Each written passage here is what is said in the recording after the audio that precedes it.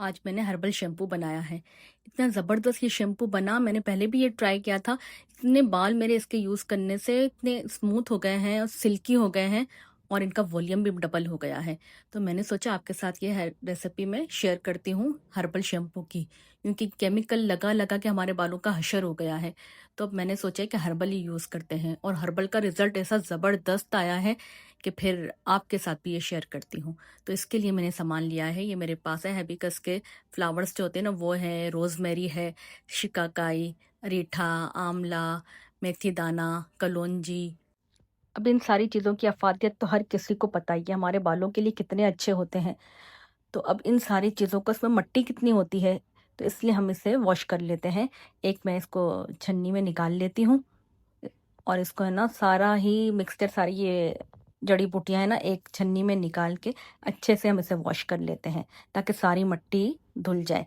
वरना ये जो हमारा शैम्पू है ना उसमें मिट्टी आ जाएगी तो हमारे बाल ख़राब हो जाएंगे, इसलिए इसको धोना बहुत ही ज़रूरी है। बस अच्छे से मैंने इसको धो लिया है और बिल्कुल साफ़ हो गया, नीट एंड क्लीन हो गई है। अब एक पतीला लिया है और पतीले में मैंने ये सारा ही जो जड़ी बूटियाँ हैं ना उसको इसमें डाल के डेढ़, वो जग है मेरे पास 1.5 लीटर वाला, वो मैंने इसमें पानी भर के रख दिया है पूरी रात ओवरनाइट के लिए। अब रात गुजरने के बाद इसकी शक्ल देखें, इस तरह से हो गई है। अब इसे हम चूल्हे पे पका लेते हैं। इसको पकते हुए तकरीबन 10 से 15 मिनट हुई है और इसमें पूरे देखें झाग आ गए हैं। और ये मैंने लिए हैं फ्लेक्सीड। फ्लेक्सीड में मेरे पास कुछ वो पिसे हुए थे और कुछ साबुत थे, वो भी मैंने इसमें शामिल कर दिए हैं और इसे पकने के लिए छोड़ देते हैं तकरीबन 20 से 30 मिनट के लिए, बिल्कुल स्लो फ्लेम पर। अब ये देखें, ये पक गया है ना, बॉयल भी आ गया अच्छा सा। अब इसे छान लेते हैं। ये गरम गरम ही हम छान लेंगे, सारा निकाल लेंगे किसी बर्तन में। अब दोबारा से इसी सारे मिक्सचर को, बस कुछ इसमें और नहीं करना, पतीले में दोबारा से डालते हैं। ये सारा मैंने पतीले में दोबारा से ये सब कुछ डाल दिया और फिर अब लेते हैं 1 जग पानी। पहले मैंने 1.5 जग किया था, अब मैंने 1 जग किया है। बस अब इसे फिर पकाते हैं। देखिए पकते हुए इसके काफ़ी देर हो गई है, 20 मिनट हो गई है और अच्छे खासे झाग हो गए। इसको दोबारा से मैं छान लूँगी। अब ये 2 दफ़ा अच्छे से पक गए हैं और सब कुछ इसका अच्छा खासा जो अफ़ादियत है ना वो सारी ही आ गई हैं। लेकिन अभी भी इसमें बाकी है, बात अभी तक ख़त्म नहीं हुई। अभी इसे हमें और पकाना है। अब थोड़ा ही पानी डाला है मैंने, 2 कप जितना पानी डाला है और इसको फिर से पानी को छान लिया है इस तरीके से। अब ये सारे मसाले भी गरम-गरम है ना और फिर भी इसमें बहुत अफ़ादियत है इसके अंदर। अब इसको हाथ से मसल-मसल के ना, जो जितना भी इसमें सब कुछ है ना वो सब हम मसल-मसल के निकाल लेते हैं। इस तरह से अभी गरम-गरम है तो गरम-गरम में ही इसे हमें करना पड़ेगा। इसलिए आप ग्लव्स पहन के करें आराम से। देखें अभी भी आपको झाग नज़र आ रहे हैं ना? ये मैंने अच्छे से इसको मसल लिया है। अब लेते हैं एक छन्नी में, मैंने लिया है कपड़ा, मलमल का लिया है और इसको छन्नी रखकर कपड़े में ये सारा मिक्सचर डालते हैं और इसको छान के निकाल लेते हैं। दबा दबा के हम निकाल लेंगे ताकि ये जो जितना भी जूस इसका है ना वो सारा ही निकल जाए। फ्लेक्सिड हमारे बालों के लिए बहुत ही अच्छे होते हैं, ये किसे नहीं पता, लेकिन फिर मैं आपको फिर भी ये बता रही हूँ कि ये फ्लेक्सिड का जो जूस निकल रहा है ना, ये देखें इतना सारा निकल गया। अब हमने क्या करना है, ये जो पहले का मिक्सचर हमने पानी में निकाल के रखा था वो भी हम दोबारा से कपड़े को दोबारा से रखकर फिर इसमें छानते हैं, ताकि जो भी दोबारा से छानने का मकसद ये है कि जो भी छोटे छोटे ज़र्रात रह जाए वो सारे ही इसमें आ जाए और हमारा जो शैम्पू है ना बहुत स्मूथ सा बने।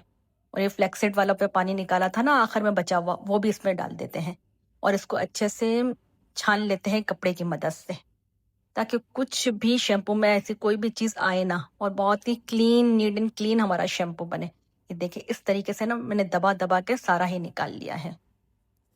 ये शैम्पू जब भी मैंने बनाया है ना, पहले भी मैंने यूज़ किया, इतना अच्छा रिजल्ट आया, फिर मैंने सोचा आपके साथ शेयर करती हूँ, आप लोग भी इससे फ़ायदा उठाएं। अब देखिए ये सारा ही छन गया है और इस तरह का हमारे पास पानी रेडी हो गया है। अब पानी तो ज़ाहिर है, हम पानी से तो बाल नहीं धो सकते ना, इसके लिए हमारे बालों में ये जो हम जड़ी बूटियाँ यूज़ करते हैं ना, इससे हमारे बाल थोड़े ड्राई हो जाते हैं। तो ये ग्लिसरीन है, ये 100 ग्राम मैंने ग्लिसरीन इसमें शामिल की है। ये पानी अभी मेरे पास नीम गर्म ही है, इसी में हम सारी चीज़ें शामिल करते हैं। 100 ग्राम ग्लिसरीन डाल के मैंने इसे अच्छे से मिक्स कर लूँगी। अब हम इसमें डालते हैं, ये है मेरे पास कंडीशनर कंडीशनर जो मैंने लिया है 1/2 kg, वो इसमें शामिल करते हैं। इससे हमारे बालों में जो वो रह जाएगी ना कोई भी ऐसी चीज़ जो हमारे में बालों में हाथ डालते ही बाल हमारे सिल्की सिल्की से हो जाते हैं, वैसे इसका रिजल्ट है। तो इसलिए मैंने ये यूज़ किया है कंडीशनर, ताकि हमारे बालों में हाथ जाए और फिसलता जाए। बस इसी तरीके से हमें इसे मिला लेना है।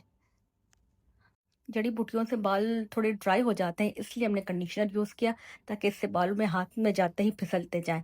और ये मेरे पास है 1/2 kg शैम्पू बेस।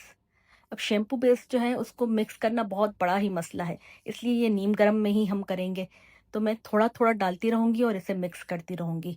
फिर थोड़ा सा 1 स्पून हमने डाला और फिर मिक्स किया। इस तरह करते करते थोड़ा थोड़ा ये जो 1/2 kg का मेरे पास शैम्पू बेस है वो पूरा ही इसमें शामिल कर लेना है। और शैम्पू बेस को शामिल करना सबसे ज़्यादा मुश्किल है। बस और ज़्यादा इसमें कुछ है ही नहीं मेहनत। सबसे ज़्यादा मुश्किल काम ये है कि हमने शैम्पू बेस को इसमें मिक्स करना है। कि लेकिन होगा आहिस्ता आहिस्ता, तकरीबन इसे लगते हुए मिक्स करते हुए 1 घंटा लग जाता है। थोड़ी थोड़ी देर इसको चलाएं फिर छोड़ दें, फिर चलाएं फिर छोड़ दें। इस तरह करते करते ये मिक्स होते होते हमें 1 घंटा लग जाता है। लेकिन अभी भी देखिए ये गरम गरम है ना, और बेस सारा अंदर नीचे बैठ गया है। इसको मैंने हाथ की मदद से ना, हाथ से करके मसल मसल के मैंने इसमें मिक्स कर दिया है। मैंने इसमें कोई बीटर वीटर नहीं चलाया। बीटर चलाने से ना शैम्पू बिल्कुल पतला बन जाएगा। देखिए हाथ की मदद से मैंने इसको मिक्स कर लिया है, ताकि शैम्पू बेस हमारा अच्छे से मिक्स हो जाए। बस अब इसे हम छोड़ देते हैं। हाथ से थोड़ा मिक्स किया है, अब मैं इसे छोड़ दूंगी थोड़ी देर के लिए। ये 3 से 4 घंटे में आहिस्ता आहिस्ता हम इसको चलाते रहेंगे। 3 से 4 घंटे तक इसे मिक्स करते रहेंगे। अब ये काफ़ी हद तक ये हमारा मिक्स हो गया है बेस। 3 घंटे हो गए हैं। अब 2 टेबल स्पून मैंने लिया है सोडियम क्लोराइड। सोडियम क्लोराइड नमक की ही एक फॉर्म होती है, लेकिन ये मैंने नमक यूज़ किया है। आप सोडियम क्लोराइड भी यूज़ कर सकते हैं, लेकिन मैंने केमिकल ज़्यादा यूज़ करना नहीं है हर्बल शैम्पू में, इसलिए मैंने ज़्यादा केमिकल नहीं डाला। वरना आप चाहे तो आप वो भी डाल सकते हैं, उससे बहुत ही गाढ़ा बन जाता है। अब मैंने इसे छोड़ दिया ओवरनाइट के लिए। ओवरनाइट के बाद देखिए आप इसकी शक्ल, कितना इसमें गाढ़ापन भी आ गया है। अब ये शैम्पू हमने बनाना है अपने घर के लिए, कमर्शियल तो बनाना नहीं कि बहुत ज़्यादा गाढ़ा हो, हमें किसी को दिखाना है। हमने सिर्फ अपने बालों का ख्याल रखना है, इसलिए मैंने इसको ज़्यादा बहुत गाढ़ा करने की कोशिश भी नहीं की। बस मेरे बाल बहुत अच्छे हो जाएं, बस मैं ये चाहती हूँ। और आपके बाल भी इसी तरह अच्छे हो जाएं। तो आप इस तरह का शैम्पू यूज़ करेंगे तो बालों में फ़र्क खुद ही महसूस करेंगे। अब मैंने इसमें थोड़ी फ्रेगरेंस शामिल की है। आप जो अपनी मर्ज़ी की चाहें वो कर सकते हैं। मैंने इसमें लेवेंडर की शामिल की है। मैंने 50 ग्राम वाली जो ली है ना बॉटल, वो ली है।